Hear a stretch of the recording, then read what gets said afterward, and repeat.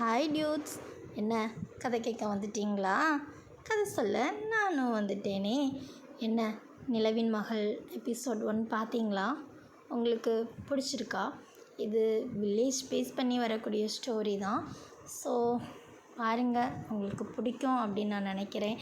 Story கேட்குறவங்க subscribe பண்ணிடுங்க. Okay, episode 2க்குள்ளே போகலாமா?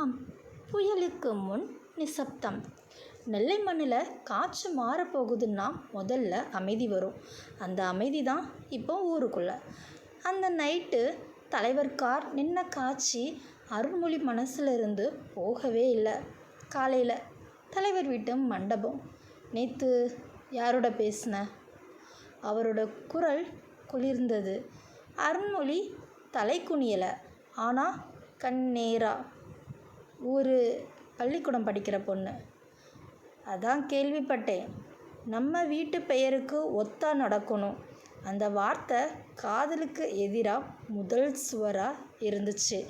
பார்த்து ஒரு நாள் கூட ஆகலை, அதுக்குள்ளேயே இவங்க வாழ்க்கையில் புயலும் சேர்ந்தே வீச ஆரம்பிச்சிருச்சு. நிலா வழக்கம் போல் பள்ளிக்கூடம் போனான். அருண்மொழி இப்போ பேசாமல் தூரமாக நின்றுட்டு இருந்தான். அவள் கவனிச்சா. இன்னைக்கு ரொம்ப அமைதியாக இருக்கீங்க. அமைதி நல்லது தான். நேற்று வர சண்டை போட்டாங்க, இன்றைக்கி ஏன் மாறிட்டீங்க? அவன் சிரிக்காமல் சொன்னான். நம்ம ஊரு காற்று எல்லாருக்கும் ஒரே மாதிரி வீசாது. அவள் புரியாமல் பார்த்தா. என்ன பேசுகிறீங்க நீங்கள் அப்படிங்கிற மாதிரி பார்த்துட்டே இருந்தா. ஈவினிங் மாந்தோப்பில் நிலா மரத்தடியில் உட்கார்ந்துட்டு இருந்தா. அவன் முகத்தில் சோகமாக ஏதோ ஒன்று தெரிஞ்சுது. அருண்மொழி பக்கத்தில் வந்தான். என்ன ஆயிடுச்சு? பள்ளிக்கூடத்தில் யாரோ பேசினாங்க, நீங்கள் என்கிட்ட பேசுகிறதால. அவன் கண்ணு செவந்துச்சு. யார்?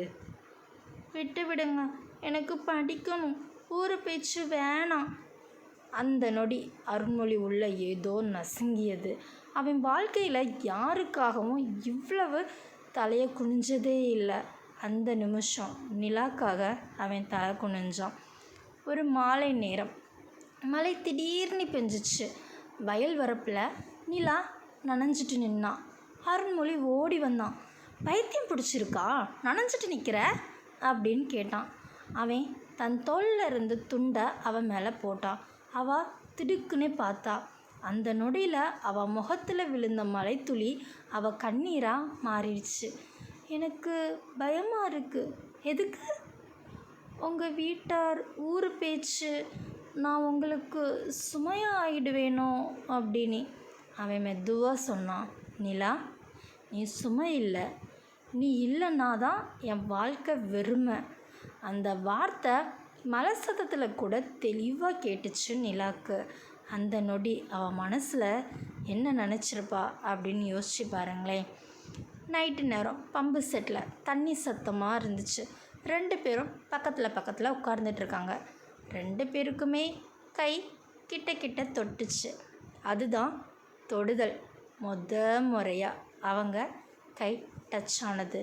நிலா கொஞ்சம் நடுங்கினான். இது சரியா? அவன் மெதுவாக சொன்னான். நிலாவை கையில் பிடிச்சா தப்பாகுமா அப்படின்னு சொன்னான். அவன் முகம் அப்படியே சிவந்துச்சு. அந்த இரவு அவங்களுக்குள்ள சொல்லாத ஒரு உறுதி பறந்துச்சு. எனக்கு இவங்க தான் அப்படிங்கிற மாதிரி நிலா மனசுக்குள்ளே ஒரு உறுதி இருந்துச்சு. ஊரும் பேச ஆரம்பிச்சுது.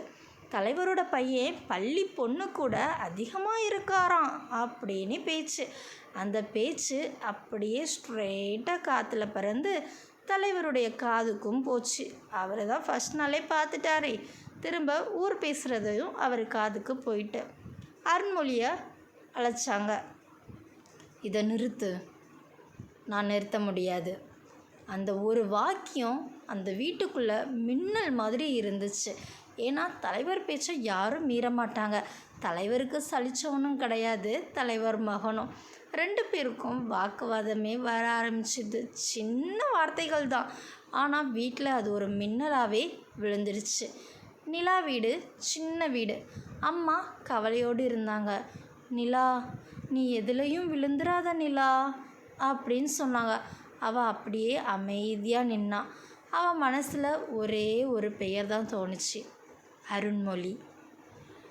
வயல் வரப்பில் 2 பேரும் மீண்டும் சந்திச்சுக்கிட்டாங்க. நீங்கள் விலகிட்டா நல்லதாக இருக்கும் அப்படின்னு சொல்லி அவள் கண்ணீர் வடிச்சா. அவன் அப்படியே பக்கத்தில் வந்து, நான் விலகுனா நீ சந்தோஷமாக இருப்பியா அப்படின்னு கேட்டான். அவளுக்கு என்ன சொல்கிறதுனே தெரில. அப்படியே அமைதியாக நின்னான். அவன் மெதுவாக அவள் கையை பிடிச்சான். இந்த கை விட்டுட்டா நான் நான் இருக்க மாட்டேன் நிலா அப்படின்னா. அந்த நேரம் தூரத்தில் சில பேர் பார்த்துட்டு இருந்தாங்க. புயல் இப்போ நிச்சயமாகவே வந்துடுச்சு. எபிசோட் 2 பார்த்துருப்பீங்க. உங்களுக்கு இந்த வீடியோ பிடிச்சிருக்கா இல்லையா அப்படிங்கிறத கமெண்டில் சொல்லுங்கள். பார்ப்போம் இந்த புயல் எப்படி சூறாவளியாக மாறப்போகுதா அப்படிங்கிறத பொறுத்திருந்து எபிசோட் 3ல் பார்க்கலாம். லவ் ஆரம்பித்த உடனேயே இவங்களுக்கு பிரச்சனையும் ஆரம்பிச்சிருச்சு. பொறுத்திருந்து பார்க்கலாம் என்னெல்லாம் நடக்க போகுது அப்படிங்கிறத. பாய்.